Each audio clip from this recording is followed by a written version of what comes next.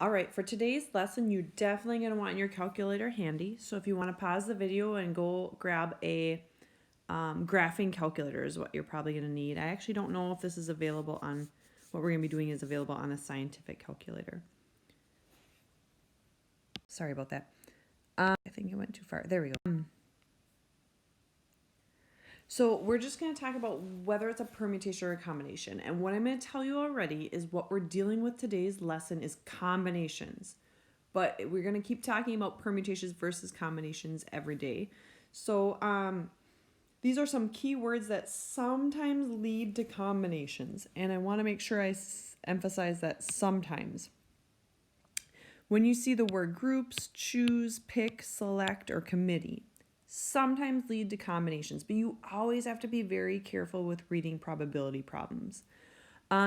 When they ask for a specific order or to arrange things, assign or place, a lot of times it's leading to permutations, but again, we can't say always. You have to be careful about how it's worded.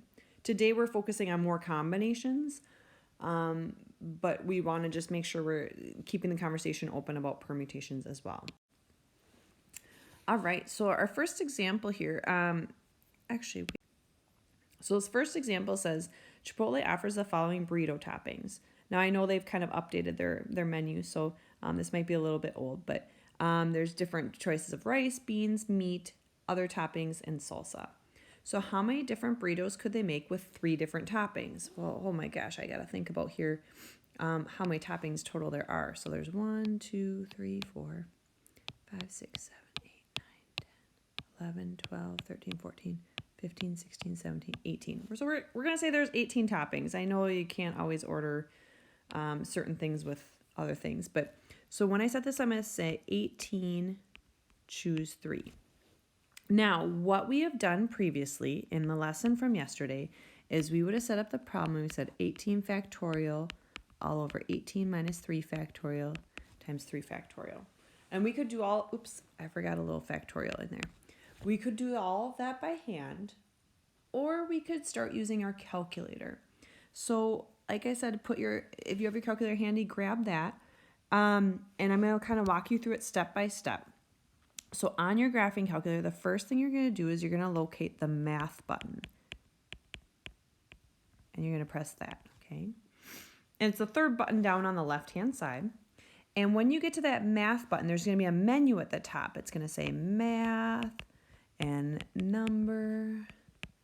And you want to choose the one that's PRB for probability. So you're going to arrow over to where it says PRB for probability. And you're going to see that option number 2 and option number 3 are NPR and NCR.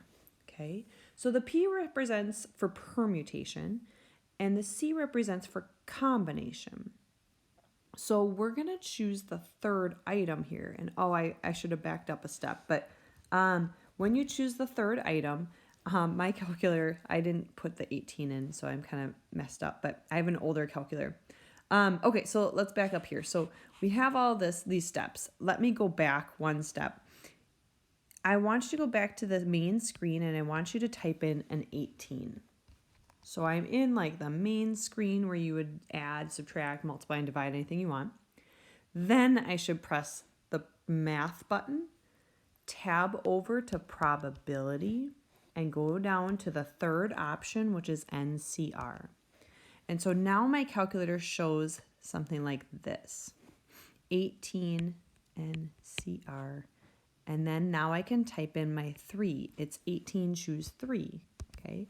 And it'll do all the calculating for me, and I get 816 different burritos that I could make.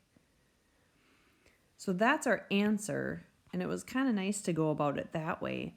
Some of your calculators will make it in nice little pretty print font like that, and that's just fine too. I'm probably going to write mine out like this for right now, only because the older calculators show that, okay? It looks just maybe a little unfamiliar. So then the next question says, how many different burritos could they make with one type of rice? So I go back up here and I see, oh, there's 2 types of rice and we need to choose one. Doesn't matter the order we choose it. So it's going to be 2, choose 1 for combination.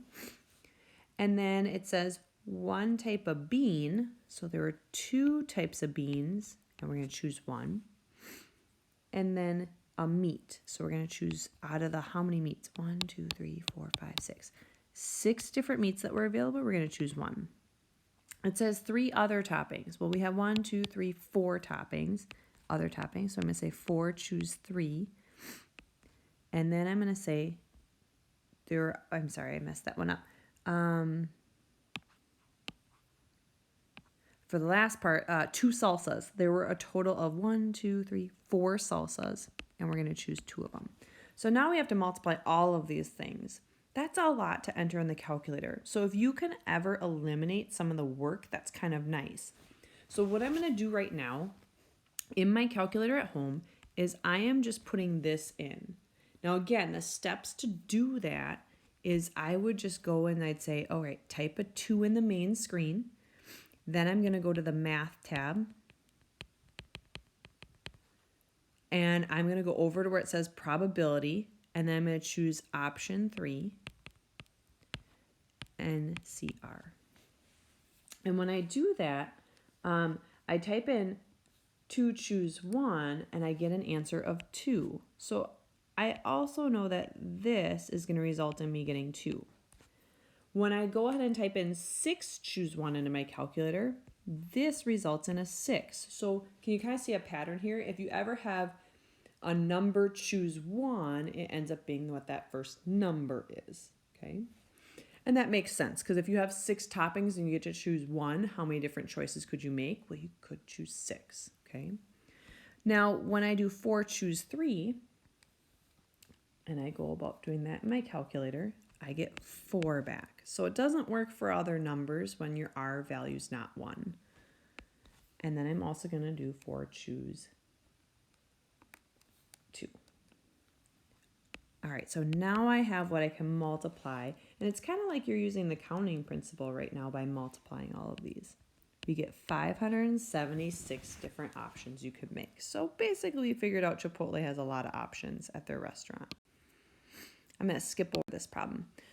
All right, so then we go to the next one. It says a bag of cookies contains 6 chocolate chip, 5 peanut butter, and 1 oatmeal. Brandon selects 2 cookies at random. Find the probability that Brandon selected 2 chocolate chip cookies. So they're taking this up a notch. Not only are they just asking for the number of ways, now they're asking for the probability of. So when I set this up, there's going to be a denominator. And you can either think about what they're asking. Let's talk about what they want out of this first. 2 chocolate chip cookies. Well, how many chocolate chip cookies are there total? There's 6 of them. So what we want to happen is have out of those 6 chocolate chip cookies, we want to select 2 of them. Now we have to take that out of the total number of ways we could select any 2 cookies, not just chocolate chip. So I'm going to take a look at how many total cookies we have. 6 plus 5 is 11 plus 1. So we have 12. So now we're going to have 12, choose 2. That's the total number of ways that any 2 cookies could be selected.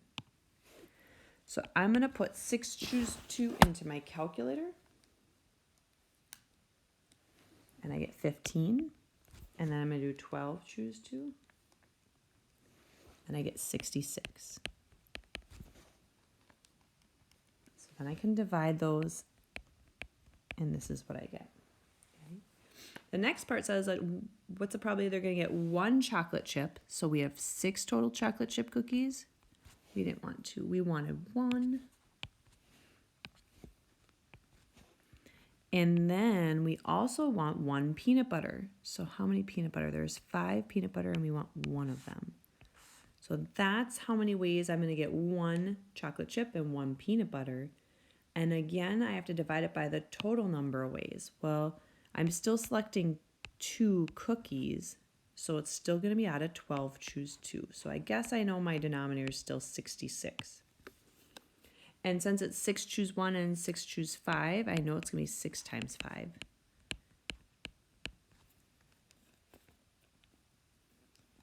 30 divided by 66. And that's what I end up with. All right, so deck of cards.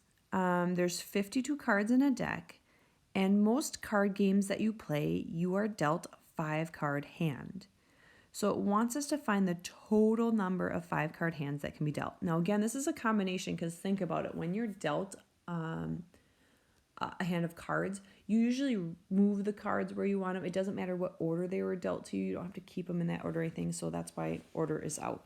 So when I think about this, I'm trying to do, there's a total of 52 cards, and I'm going to choose 5 of them.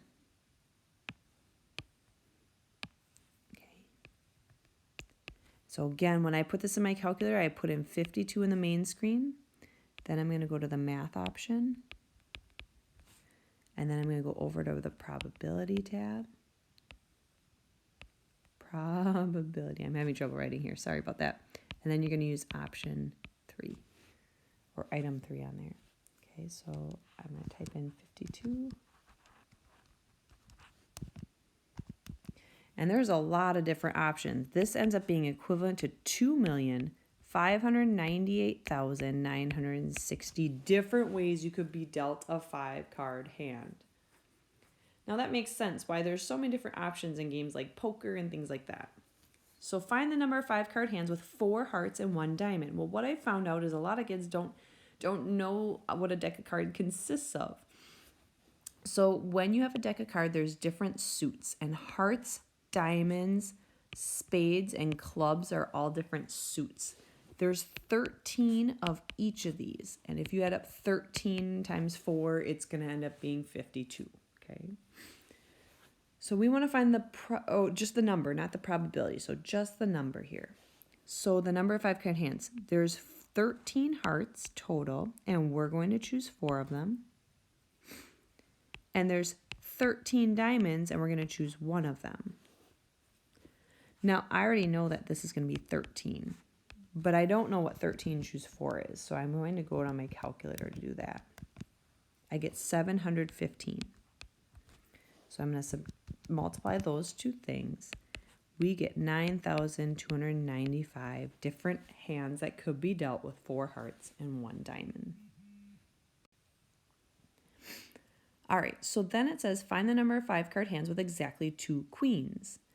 In the deck, there's going to be 4 total queens. So there's 13 cards that of each suit, and then there's 4 cards of each denomination or number. So when we talk about queens, there's 4 of them in the deck, and we want to choose 2 of them, but we run into a problem. It says a 5-card hand, and we only have 2 cards in our hand. We need 3 more. And we don't really care what those leftover 3 cards are. We need to choose 3 more cards. It just can't be another queen. I don't know if that makes sense. So it could be any card in the deck. Why can't we have another queen? Well, it says that we need exactly 2 queens, and we already have those 2 queens right there. So now we got to figure out how are we going to get another card that's not a queen. Well, if there's 52 cards in the deck and 4 of them are queens, that means there's 48 cards in the deck that are not queens. So what this basically means is this gives us the queens. This gives us cards that are not queens. And it just asks, I drew it, I thought I was going to divide to find probability, but I'm off here. We're just finding the number of ways. So I'm going to put that in my calculator. So 4 choose 2. And I'm going to put it all in one line. So when I put this in my calculator, this is what it's going to look like. 4NCR2. And I'm going to multiply 48NCR3. So that's what's going to look like when I put in the calculator. You could do them separate and just multiply them by hand. That would be fine too, but might as well try and make it a little bit easier. So I get 103,776 different ways that could happen. Number 4 says find the number of 5-card hands with exactly 1 heart. Okay, so this is the one where it's the suit. So 13 hearts, we want 1. 2 diamonds, there's 13 diamonds, we want 2. And 1 spade. 13 cards, and we want 1. All right, so let's just think about this here. We took 1 heart, 2 diamonds, and 1 spade. That only equals 4 cards. It still wanted a 5-card hand. So we need 1 more card. So we got to choose 1 more, but what is the number that we're going to put in here? It can't be a heart, it can't be a diamond, it can't be a spade. So that means there's 13, 13, 13, a total of 39 cards that we can't pull from. So if you think of 52 minus 39, it leaves us with 13 cards left over that are not hearts, not diamonds or spades. They're actually clubs, and we have to choose 1 of them. Okay. So I know that this will be equivalent to 13. That makes it easier to put it into my calculator. I'll put this one in as that. And this one will be 13 here. Not 13. Yeah, 13. And then times 13. That'll make it a little bit easier for me to put it in. 13, choose 2. Times 13. So we end up with 171,366 different ways that could be done. All right, I think this is our last problem. So a bag contains 5 green marbles, 3 orange marbles, and 4 blue marbles. How many ways can you choose 6 marbles? Notice, if they don't talk about the color here, so we're going to lump all the marbles in together, 5, 3, and 4. So we end up with 12 marbles. Again, it's combination because it doesn't matter what order we're choosing the marbles in. And using my calculator, I found out that there's 924 different ways. How many ways can you choose 4 green and 2 marbles? 4 green marbles and 2 blue marbles. So there's a total of 5 green to start with, and we want to choose 4 green. And then it says we have 4 blue marbles to start with, and we want to choose 2 blue marbles. So I'm going to put that all in my calculator. 5 choose 4 times 4 choose 2. And I'm going to get 30 different ways. Okay, so that pretty much wraps up that. I hope you're understanding how to use your calculator, even though I'm not able to show you on the screen like I would normally be able to in the classroom. Please reach out to your teacher if you have any questions. Thank you. This is our last one, yeah.